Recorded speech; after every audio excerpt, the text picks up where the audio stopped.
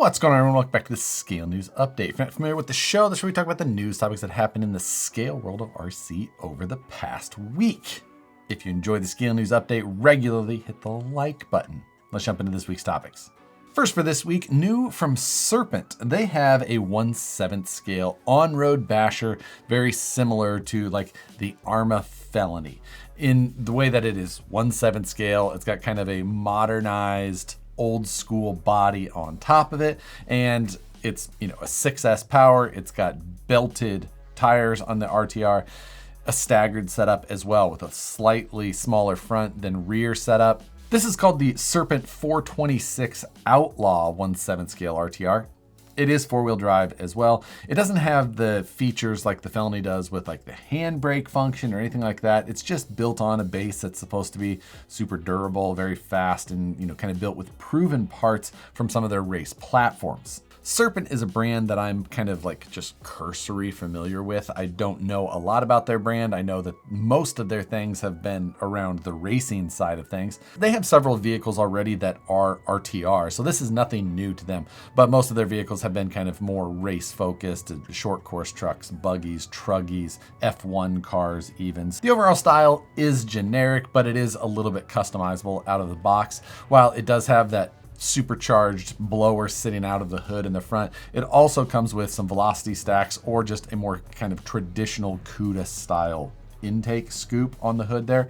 It does kind of have some CUDA lines in the back specifically with the graphics that it's following, things like that. But if you're interested in this new 1/7 scale from Serpent, I'll put a link down in the description below where you can go find more information, and there'll also be links to all of the stories that we talk about this week. A new one coming from Kyosho this week, a new release on the Fazer platform, and this is the 1970 Celica GT. Now the Fazer platform with good looking bodies on top, nothing new. The platform underneath, pretty much unchanged. The one thing that I was kind of waiting for with this release was if they were going to take any of the clipless body system stuff that they had released when they did the drift version of the Fazer, and if they were going to apply any of that to the Fazer releases. Now, this one didn't get it. Hopefully more in the future do get some of the clipless body mounting, because Kyosho does an amazing job with these detailed bodies and they look really good, other than the hood clips or the body pins, whatever, that stick through the hood and rear trunk lid. Hopefully we see more following the other style that they had been going with, but up to this point, or with this release specifically, not the case. Months ago, we had talked about the release of the new Futaba 6PV, and it had been released in other countries here recently, but it hadn't hit US stores until I was checking this week. So if you're interested in this new release from Futaba, it's similar to like the backbone of the 10PX and 7PX, but in a stripped down version. Obviously only 6 channels, but it does have the nice bright color touch screen to it. So it's going to be very familiar in that way, but they took some of the features out of those higher end radios to make it more affordable, although it is still expensive at just over $500. So if you've been waiting for that, now you can directly compare what it would cost compared to some of your other options. And if you do end up liking it, you can finally get it ordered from your favorite US store. This week, I saw 3 new colors of the Traxxas TRX4M Defender hitting websites. Kind of. I saw the 3 new colors, which is like a kind of a lightish blue, a black, which I didn't know that they didn't have already, and a pink version of this car. I saw them listed up on AMain this week, but I went over to Traxxas just to see like, hey, when did this come out? And it's not even on the Traxxas site as of the time that I'm filming this video. So I thought that was a little bit weird. So maybe you're able to get a little bit of an early jump on it, or maybe they're just kind of listing it through stores before they put it on their site directly. Not 100% sure why or how that's working out, but if you want a tiny pink little truck, hit the buy it now. Also, while over on AMain's site this week, Upgrade RC, which is one of AMain's house brands, listed a bunch of new wraps available for the Losi Sprint car. Ton of different colors and designs. I just threw one of the options up here, but a bunch of different versions, super cheap, like under $15. So if you want to change the look of that, you got in the habit of racing it and you want it to look a little bit different than the rest of them running around the track together, this is a pretty cheap option. Upgrade RC, as I mentioned, that is a house brand of A-Main. They purchased it maybe a couple of years ago or something like that. It was a brand of radio wraps and skins like that long ago, and it kind of went dormant, and then they picked it up and they're kind of reviving it with, you know, they've released tires under that name. Now they've got the wraps, kind of bringing it back to the roots of the name, but that's just useless information. But the more you know. And if you want to know more about building a Rockabilly, you can check out the 4th video on that series releasing this Thursday. So you can find that one. It's taking you through all of the steps of building one of the Rockabillys. It's up now for channel members. If you're a channel member, you can already see that in case you want to get a jump on it. And I'm working on the next episode already. So set your watches for Thursday at like 8 a.m. Pacific time. And speaking of buggies, this weekend up in the Reno area at Moonrocks, there's a full-size WEROCK competition happening up there, which is like what the little buggies we drive are based on. And alongside the full-size event, we're gonna have an RC event on Saturday. So if you're interested in competing, come check that out Saturday morning, when the RC side of it will start. The full-size event is Friday and Saturday, but it's mainly in the evening. It starts about 6 p.m. and it goes till 10-ish or so. But if you want to see some buggies hitting the rocks, doing some hard lines, it's a great time. Also, if you're interested in judging at the event, the full-size event, which I believe it is a paying gig, then you can reach out to WEROCK, and I'll put a link to their email down below. So go check that out in case you want to get real up close and personal to some of that action. And even if you've never done it, they have a little like class that they'll put you through before it starts. Super quick and easy though. It's not like school. Looking forward to seeing some of you guys up there at the event. And also looking forward to seeing some of you in the channel membership. Weak segue this week. Deal with it.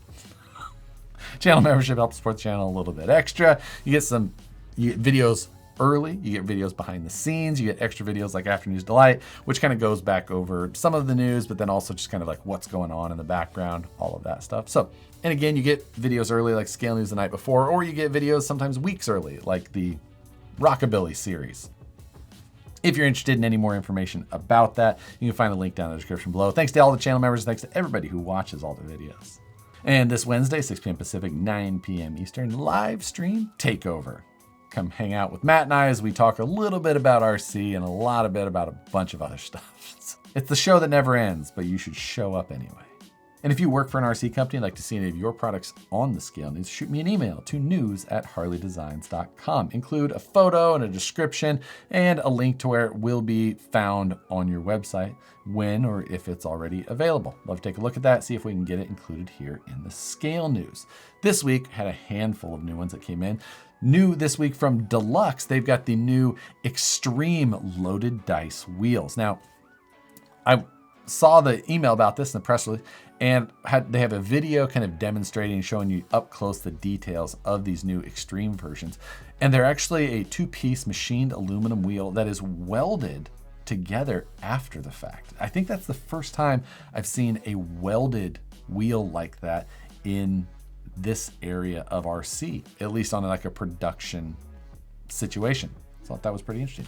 These things are just made to maximize a low center of gravity, allowing you to add like their new Extreme weight hangers along with it that will get the weight as far down as possible in your wheels. So these are pretty comp specific style. They use a carbon fiber wheel face, but if any of that sounds like something that you may want to use, check out Dlux Fab, which again is linked down in the description below. And then at a special event last week, Reefs, pictured on the left, announced their new Sabre tires. Now these are coming in a little bit of an awkward shape, kind of harnessing the power of the pyramid. However, they're also available in a standard 1.9 by 4.75 version. Also, depending on how you feel about Joe Bennett. These are available in their pink compound and they're on the website now. Also, they released their new dual Easy BEC. Now this is a BEC that there's no programming. You just plug it in and it is what it is. This one is new because it's got 2 outputs compared to the single output that it used before. You'll see 5 total plugs on here, but that's for just 2 servos as well as your power input. And then you'll just plug your servo in there and you'll get 8.4 volts to each one. It will feed 8.4 volts directly to your servo, and it does not put any of that power through your receiver. So your receiver is still going to be powered on the internal BEC from your ESC, and you don't have to worry about any, over voltage if your receiver isn't capable of those higher levels. There's a little bit of conflicting information with the live stream I was watching when this thing came out, but check the website for exactly the amount of amperage that they state this thing is capable of. 110 Rodshop just released this new Coalcaine injector system. This they've got shown on one of the CEN F450 platforms, and it's this unit that goes in the center, and you can see it's plumbed to a stack that would be sticking out of the bed. And in the video that they have linked on their website, you can see it actually putting up some black smoke or soot coming out of this stack. Now, the details on this say that it's not using actual fire or heat, things like that. So it also shows that you're using like a little bottle of coal dust. I don't know what I'm sure it's not actually coal dust, but it looks cool. You want to roll coal with your 110? There you go. It's not super cheap, but what else is gonna let you sell that look? Every once in a while, we see a new Yikong release that's worth talking about. This time, it's the YK41012.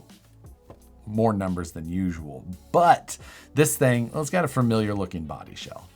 But beyond that, underneath is an interesting platform because this thing is like $140. It's 999 won or yuan, however you say it specifically, I don't know. Now, what it would actually be available for here in the US, I'm not 100% sure, but it is a scale like rail type chassis, kind of. But the entire chassis, while it has the rails, they're all molded plastic. And then there's like more braces that are molded and kind of go in to kind of brace it all up to try and still have the look, but make it not flimsy. But there's no metal as far as any of that goes, which is kind of interesting, like how they went about that. Skid plate is pretty non-existent, like it's got the link mounts, but some of like the transmission and the motor placement is fairly exposed. It's just done to be as absolutely inexpensive as they could while trying to kind of sell this look that it has. It has some very Hyrax-esque tires, and it's got portal axles on it that are kind of like Toyota or Unimog shaped. And it has something that I haven't seen since, I think, the Venom Creeper back in like 2008 or so. And that is a selectable diff locker, which obviously we've seen many times, but it's just a sliding switch on the axle housing itself. So if you want to lock or unlock, you physically just grab the truck and you move this selector that's on the axle housing. As I mentioned, Venom did that way back in the day when they first released their crawler, the Creeper. And, didn't see much of that as an option after the fact. Venom had the idea that it would be something that you could put like a cable system on to make operate remotely. That never worked very well. But maybe this one would. I don't know if they're ever going to make it remote actuated. Hard to say, but thought it was interesting nonetheless. Comes in 2 colors, gray or blue. Both come with fully painted windows that just have stickers over top of them. It is labeled as 110 scale though. So there you go, kind of an interesting one nonetheless. Speaking of familiar bodies, Team Associated released this new RC10DR Dakar edition. Now, the body is obviously painted in a style that may be reminiscent to you. Maybe you've seen something like this at some point. But the body itself is not new. We actually saw this released as an RTR quite a while ago. I don't remember exactly how far back, I'd have to look.